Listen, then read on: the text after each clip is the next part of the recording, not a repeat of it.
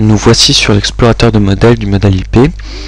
Pour créer un nouveau métamodèle, deux solutions s'offrent à nous. La première consiste à créer un métamodèle à part entière. Pour cela, nous allons dans Fichier, puis dans Nouveau modèle. La deuxième solution, beaucoup plus rapide, consiste à reprendre un métamodèle existant, puis à l'adapter à nos besoins. Nous allons donc sélectionner cette option. Importer et exporter. Dans la nouvelle fenêtre qui apparaît, les deux choix qui vont nous intéresser concernent l'import de données dans un nouveau modèle. La seule différence entre ces deux choix concerne le format de la base de données. Donc le format Microsoft Access s'avère beaucoup plus rapide tant en termes d'import que d'export.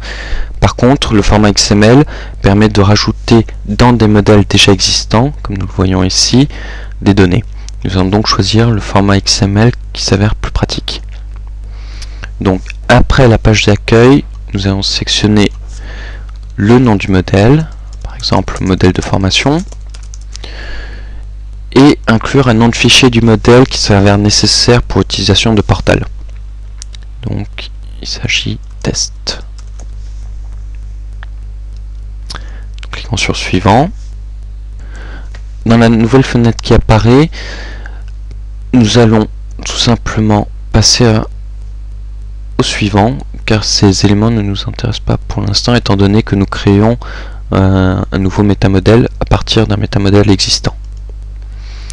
Ensuite, nous sélectionnons tous les objets, donc à la fois les objets d'administration, les objets de conception et les objets du modèle.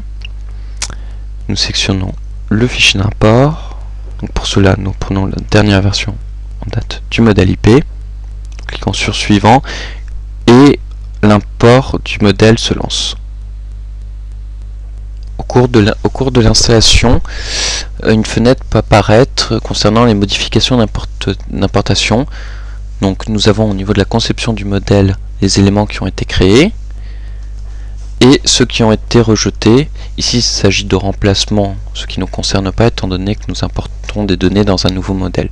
Donc cliquons donc sur OK et nous laissons se terminer l'installation.